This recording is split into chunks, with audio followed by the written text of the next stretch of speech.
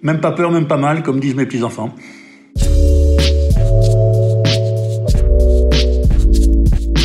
Bonjour, moi je suis Patrick Leborgne, médecin généraliste à La Roche-Blanche dans le Puy-de-Dôme. Je suis actuellement en quatorzaine parce que j'ai attrapé le Covid-19, testé positif mardi. D'abord un mal de gorge comme si j'avais chopé une pharyngite, associé à des frissons et des douleurs musculaires et articulaires, des maux de tête importants. Et très rapidement, s'est installé un essoufflement et une toux douloureuse.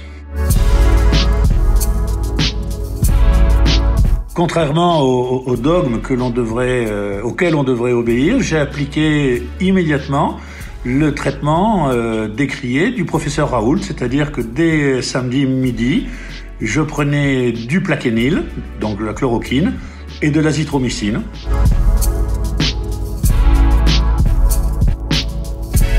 Parce que ça me semblait actuellement, vu la crise sanitaire, le choix entre rien du tout et quelque chose qui est peut-être efficace, j'ai choisi d'opter pour le peut-être efficace.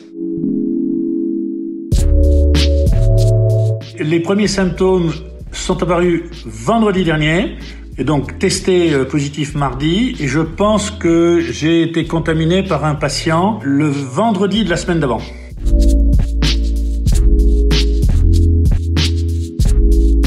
Pour l'instant, de toute façon, nous médecins ne pouvons nous l'appliquer qu'à nous-mêmes, mais je pense que, sous couvert de précautions, je pense qu'on peut donner ce traitement à 80% de la population, et surtout pas le réserver aux gens qui sont en train de mourir en réanimation. Ça sert strictement à rien de leur donner. J'ai 66 ans.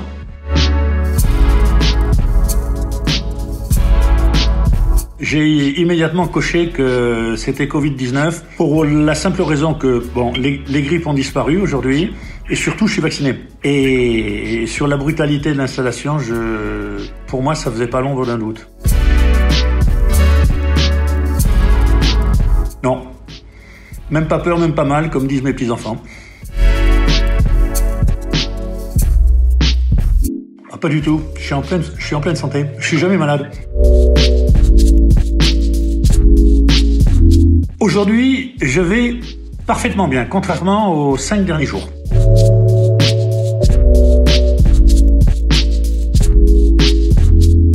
Et ils ont dit ça parce qu'il n'y avait pas de masque.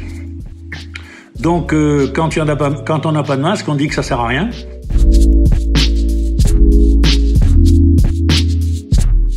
Non.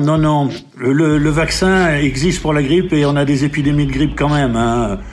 Donc ça n'empêche pas, ça limite la casse pour les sujets fragiles qui acceptent la vaccination. Non, ce qu'il faut, c'est se référer à ce que les Coréens du Sud ont fait, hein. Dépistage de masse. Si on ne fait pas un dépistage de masse, quand on va sortir du confinement, on va libérer les gens qui sont porteurs. Le docteur Lardenois, il s'appelle, qui est président de la Caisse autonome de retraite des médecins français. Il a demandé à ce que nous ayons, nous médecins, l'autorisation de nous fournir en plaquenil, de façon à ce que tous les médecins qui vont être atteints, et il va y en avoir des dizaines de milliers, se traitent. Et comme nous sommes des professionnels de santé, on pourra faire des observations quotidiennes de l'évolution de la pathologie et avoir très rapidement un retour d'expérience fait par des gens formés. Mais il nous faut cette autorisation.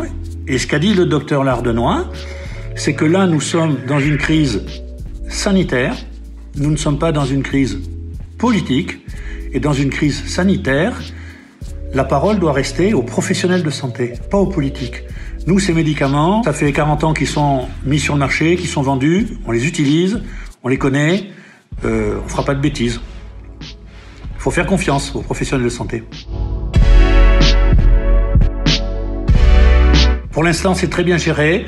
Ils ont organisé parfaitement la libération des lits, que ça soit sur le CHRU ou à la clinique de la Châtaigneraie ou au pôle santé République. On a libéré des lits de chirurgie en annulant les interventions chirurgicales programmées.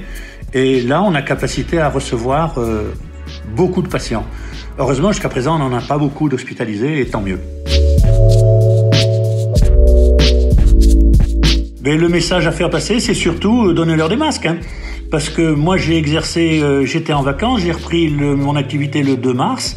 Jusqu'au 19 mars, on n'avait pas de masque. Donc on était en première ligne sans masque. Donc inéluctablement, c'est comme si on envoyait nos soldats au Mali avec des pistolets à bouchon.